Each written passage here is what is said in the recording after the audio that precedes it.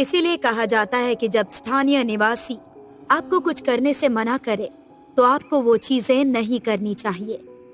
और श्रद्धा को ये सीख काफी भयानक तरीके से मिली। श्रद्धा कोलकाता में रहने वाली काफी चुलबुली सी लड़की थी। उसे घूमना फिरना, रोमांचक चीजें करना बहुत पसंद था।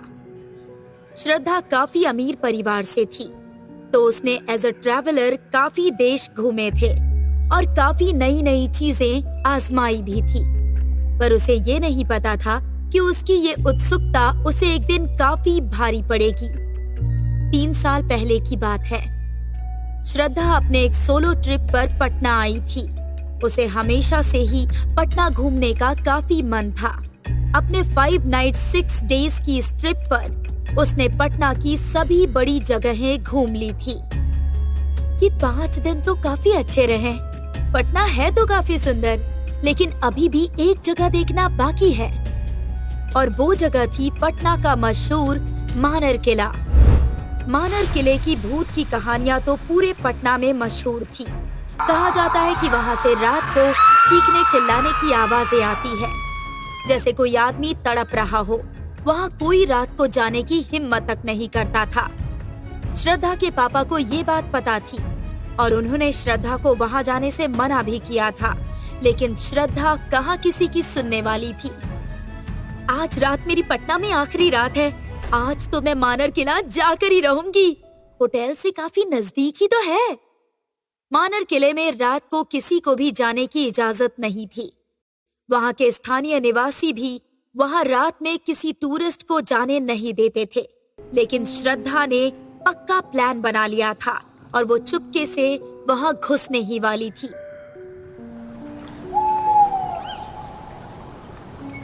रात के 2 बजे सारे स्थानीय निवासी सोए हुए थे, तो किसी के कानों कान भनक भी नहीं पड़ी।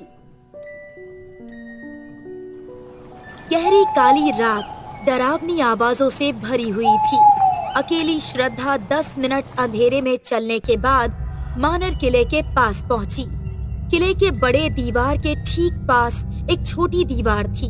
श्रद्धा ने वो दीवार टाप कर किले के अंदर प्रवेश किया। लो, पहुंच गई मैं अंदर। टॉर्च के बिना तो यहाँ कुछ दिख ही नहीं रहा। श्रद्धा ने टॉर्च जलाई और वो आसपास घूमने लगी। काफी खंडर सा किला है ये।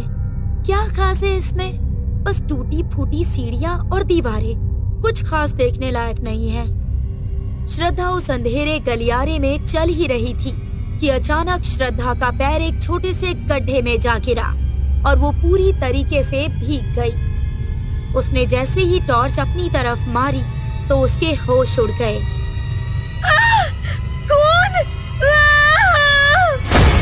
खून खौलता हुआ गर्म था। श्रद्धा का पैर जलने लगा था। श्रद्धा सामने भागी और अचानक उसके आगे का रास्ता गायब हो गया और एक बड़ी सी दीवार उसके सामने आ गई। दीवार पर एक बूढ़े राजा की तस्वीर थी जो रो रहा था। डरी हुई श्रद्धा ने जैसे ही उस तस्वीर को देखा, वो बूढ़ा राजा तस्वीर से बाहर आ गया और श्रद्धा पर कूद पड़ा। मेरा शिकार आ ही गया। राजा ने अपने सड़ रहे नाखूनों को श्रद्धा के पेट में घुसा दिया और श्रद्धा के पेट से खून की धाराएं बहने लगी। श्रद्धा खून की उल्टी करने लगी। अब तेरा ये सुंदर शरीर मेरा। राजा ने श्रद्धा के सिर पर वार किया और श्रद्धा की आंखें बंद हो गई। थोड़ी देर बाद श्रद्धा की आंखें खुली तो उसने स्थानीय निवासियों को अपने आसपास खड़ा देखा। वो सब श्रद्धा की चीखों की वजह से वहां पर पहुंचे थे। वो राजा और श्रद्धा के पेट में हुआ बड़ा सुराग गायब हो चुका था। उसके पैर पर कोई खून भी नहीं था, मानो कोई बुरा सपना हो। लेकिन श्रद्धा को अंदर से एक अजीब सा एहसास हो रहा था।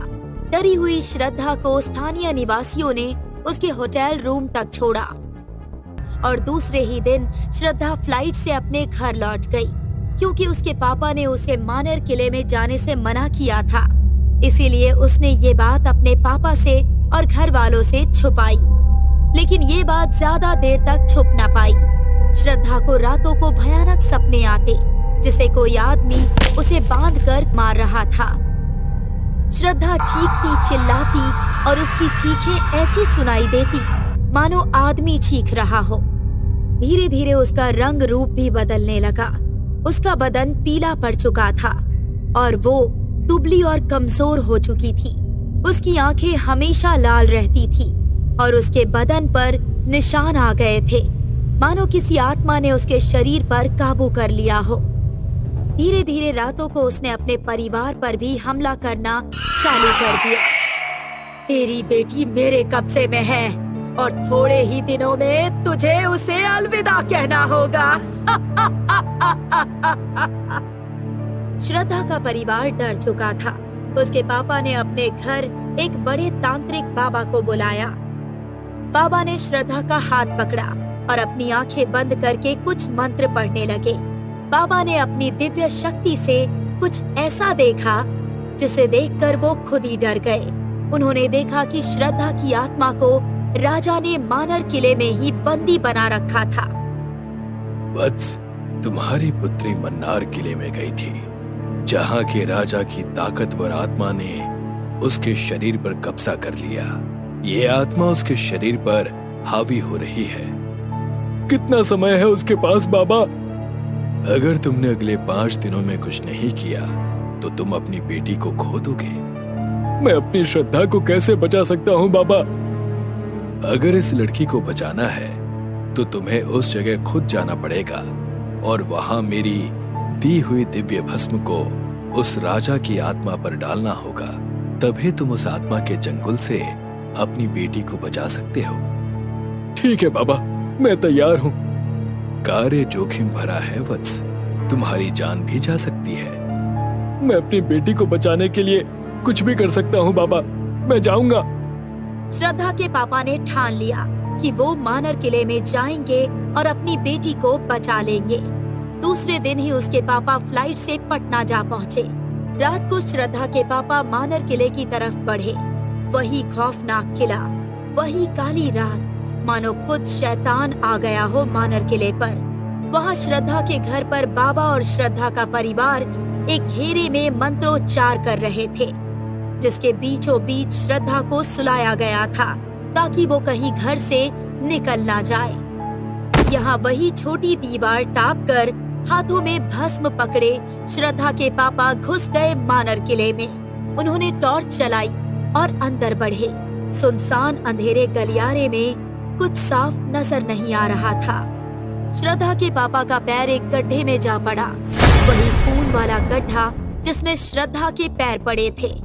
उन्होंने जैसे ही टॉर्च अपनी तरफ की, उन्हें अपना पैर गर्म खून से लिपटा हुआ नजर आया। ये तो श्रद्धा की तावीज है, मेरी बेटी यहीं कहीं आई थी। जैसे ही उसके पापा ने अपने ऊपर देखा, उनके रोंगटे खड़े हो गए। उनके सामने एक तस्वीर थी जिसमें खुद श्रद्धा कैद थी। श्रद्धा उस तस्वीर में रो रही थी और एक राजा के सामने गिड़गिड़ा रही थी। अचानक से उनके पीछे से एक आवाज आई। जब वो पीछे मुड़े तो उन्हें कोई नहीं दिखा। उन्होंने वापस तस्वीर की ओर देखा और वो हक्के बक्के रह गए। राजा तस्वीर से गायब हो चुका था। पीछे से वापस आवाज आई, पर इस बार जैसे ही उन्होंने पीछे देखा तो राजा ने उन पर हमला कर दिया। राजा उन पर कूदा और उन्हें नीचे गिरा दिया। राजा ने अपनी मायावी शक्ति से उन्हें उठाकर दूर पटक दिया और उन पर एक बड़ा सा पत्थर फेंका। वो नीचे जा गिरे। उन्होंने होश संभाला और सामने से आते हुए पत्थर से बच निकले। राजा का शरीर सड़ रहा था और उसके बड़े नाखून पर खून लगा हुआ था। आ गया तू।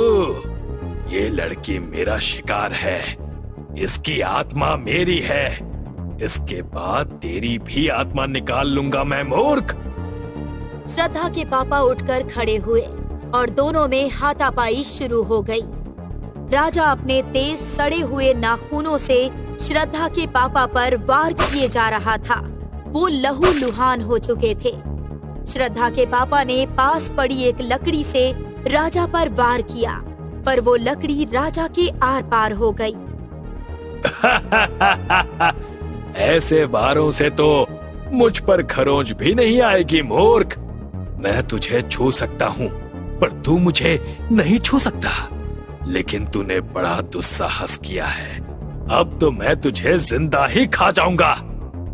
ऐसा बोलकर राजा श्रद्धा के पापा पर कूद पड़ा और उसने उनके कंधे पर अपने दांत गाड़ दिए।